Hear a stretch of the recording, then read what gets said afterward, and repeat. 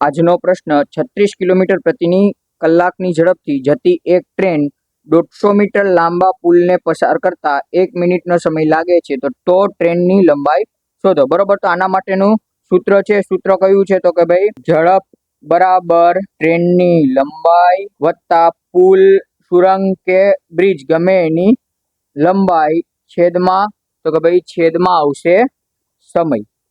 હવે જો અહીંયા આપણને કિલોમીટર પ્રતિ કલાક આપેલું છે અને જવાબ મીટર પ્રતિ સેકન્ડમાં આપેલું છે અને અહીંયા મિનિટ આપેલી છે. તો પહેલા તો આ મિનિટને આપણે સેકન્ડમાં ફેરવશું, કારણ કે કા જવાબ તમારો કિલોમીટર પ્રતિ કલાકમાં આવે કા તમારો જવાબ મીટર પ્રતિ સેકન્ડમાં આવે. તો આપણે જવાબ મીટર પ્રતિ સેકન્ડમાં મેળવશું, કારણ કે જવાબ મીટરમાં આપેલો છે. તો આ 1 મિનિટ એટલે કેટલી થશે તો કે ભાઈ 60 સેકન્ડ થઈ જશે. તો કે ભાઈ 1 મિનિટ બરાબર કેટલી તો કે ભાઈ 60 સેકન્ડ થશે.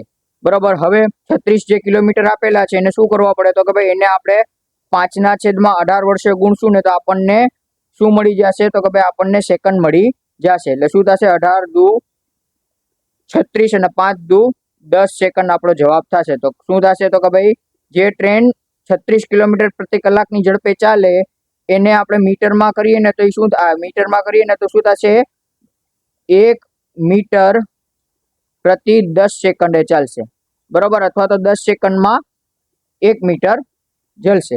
બરોબર, તો હવે આપણને ઝડપ કેટલી આવી ગઈ તો કે ભાઈ ઝડપ આપણી 10 સેકન્ડ આવી ગઈ. ટ્રેનની લંબાઈ તો આપણે ધારી લેશું x, કારણ કે આપણને શોધવાની કીધી છે. પુલની લંબાઈ તો કે ભાઈ 150 મીટર આપેલી છે. સમય કેટલો છે તો કે ભાઈ સમય આપણને 1 મિનિટ, જેને આપણે કન્વર્ટ કર્યા હતા 60 સેકન્ડમાં, એ લઈ લઈએ. અહીંયા શું થશે તો કે ભાઈ ભાગાકારમાં છે, સામેની તરફ જશે તો ગુણાકારમાં 10 ગુણ્યા 60 બરાબર x વત્તા 150. શું થશે તો કે ભાઈ 600 બરાબર x વત્તા 150. બરોબર, શું થશે હવે તો કે ભાઈ આ 150 સરવાળામાં છે, સામેની સાઈડ જશે તો બાદબાકીમાં, એટલે 150 600 માઇનસ 150 બરાબર x, એટલે x બરાબર કેટલા આવશે 450 મીટર. એટલે ટ્રેનની લંબાઈ આપણી કેટલી હશે 450 મીટર હશે. બરોબર, આમાં પુલની લંબાઈ પૂછી દે, ટ્રેનની આપીને ટ્રેનની લંબાઈ ન આપીને પુલની લંબાઈ આપીને ટ્રેનની, આવો દાખલો પૂછી શકે. આ પ્રશ્નનો જવાબ તમારે કમેન્ટ કરવાનું છે અને આવા જ પ્રશ્નો માટે ફોલો કરો ઇન્સ્ટા અને યુટ્યુબ પર. અને વિડીયો ગમે તો લાઈક કરી શેર કરવાનું ભૂલતા નહીં. જય હિન્દ, જય જય ગરવી ગુજરાત.